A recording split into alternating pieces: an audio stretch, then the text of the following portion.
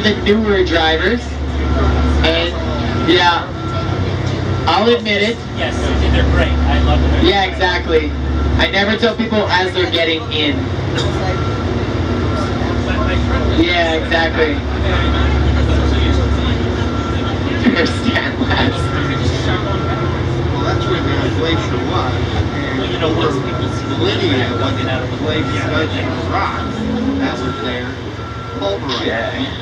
And that's why it's all dusty. Yeah. What makes it have the fingers Milky. as opposed to like just the smooth? Guy. Oh, well, I think the smooth part, again, over I time, the don't know. wind blowing it off and making it flat.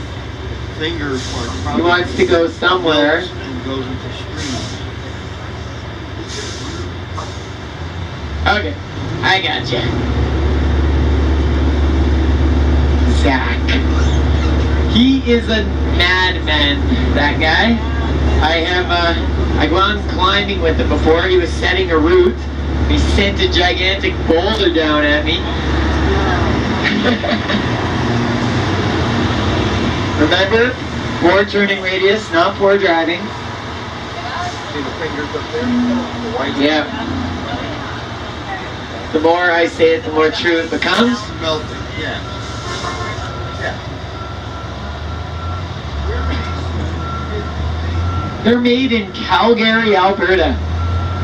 Yeah, about 4.5 hours from here. By a company called Foremost. What they probably do is after it smells back. No, it's I've actually been a part of that loading process. One of the other drivers out here, he drives some actual highway trucks, and loading these onto them is quite the adventure. The tires kind of hang off by about a foot on each side, so loading them is a bit scary. That was on like my 3rd day or something. I was like, what am I doing?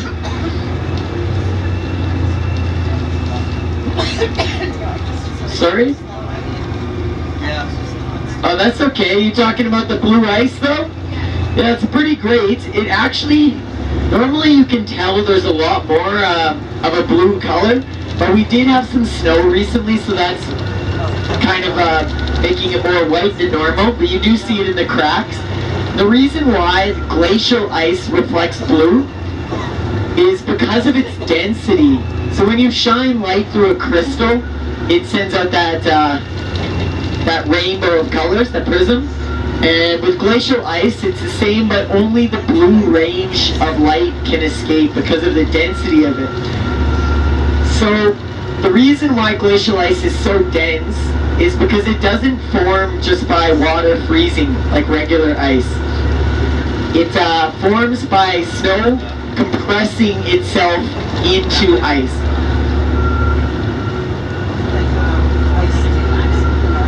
So we get so much snow out here that piles and piles and piles, and then the weight of that snow crushes the snow at the bottom into ice.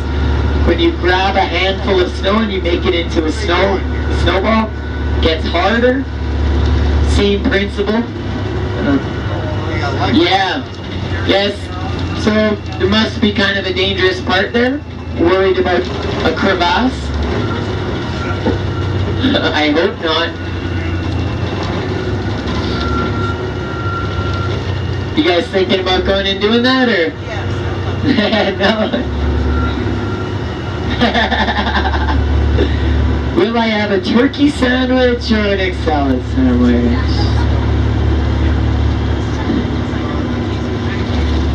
Yeah. Fair enough. So where are you guys headed to after this? Oh, beautiful. Past some very, very gorgeous lakes along the way on the Highway 93 headed towards Lake Louise. One of the best drives I've ever done. Yeah, and this, it took 3 weeks. Oh man. Yeah. hard to explain that one to my boss.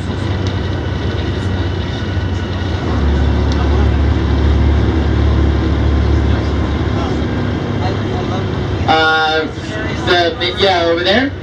Okay, about 2 kilometers, or yeah, 1.2 miles. So that's actually how much of the glacier we lost. So we've lost 2 kilometers since 1843. We lose about 10 meters or 30 feet a year. So it is melting pretty good. Somebody set a pole up at the toe of the glacier in 2015 with some indicators of where the glacier was, and at this point now you can tell that it's gone down by about something like 4 or 5 feet. So I think that's the pole right there. They put some indicators.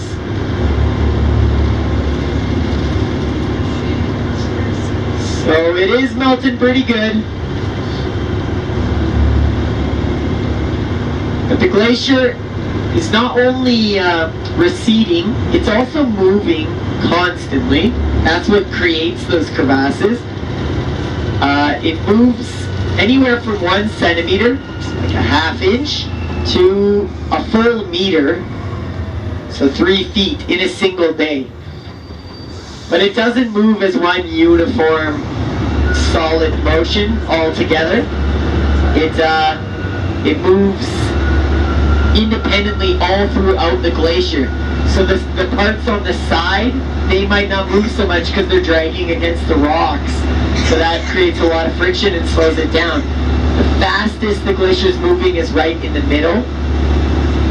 Because of the weight of the ice weighing down on that ice in the bottom, around the middle, it is actually more malleable because of the heat generated from that weight.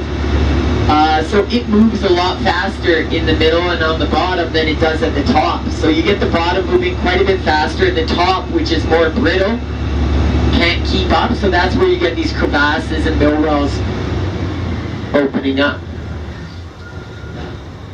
All right.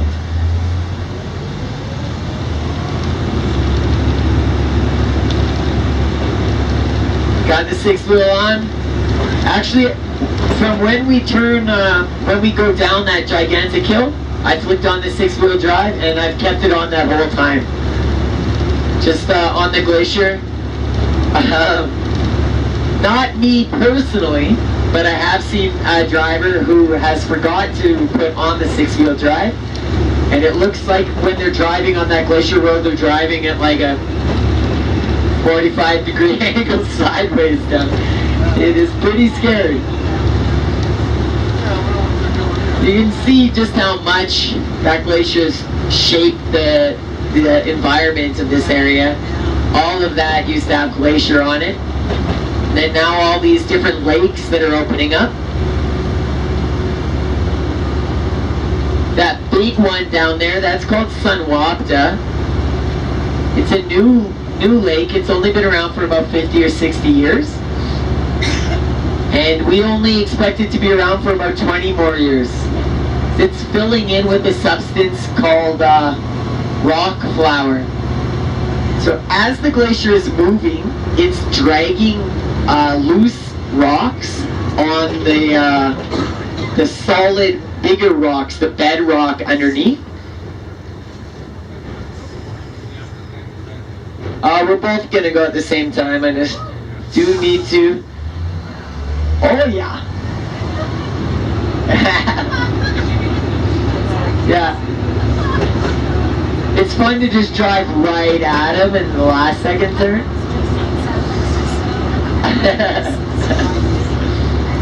Yeah. Yeah, if you ever are in a situation where you think something bad's gonna happen, you have to watch it happen for 30 minutes before it does. Yeah, sorry, so as the glacier is moving, it's dragging those loose rocks against the bedrock, and it grinds and grinds them until they become a fine powder. And then that powder comes out when the glacier melts. It comes out in those streams. And that's what makes that San Mata Lake down there so murky. But it's actually, as you're driving towards Banff today, guys, you'll see these beautiful lakes, Bow Lake and Waterfowl Lake. They're like a beautiful emerald green and blue. And that's because of the rock flower too. It makes the light reflect in a beautiful way. But when it's in high concentration, it gives us that murky look.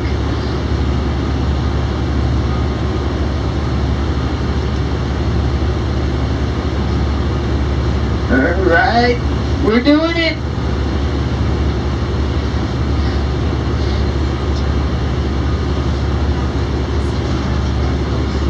Yeah, so sometimes I have to get out everybody from the bus and we all need to push it up.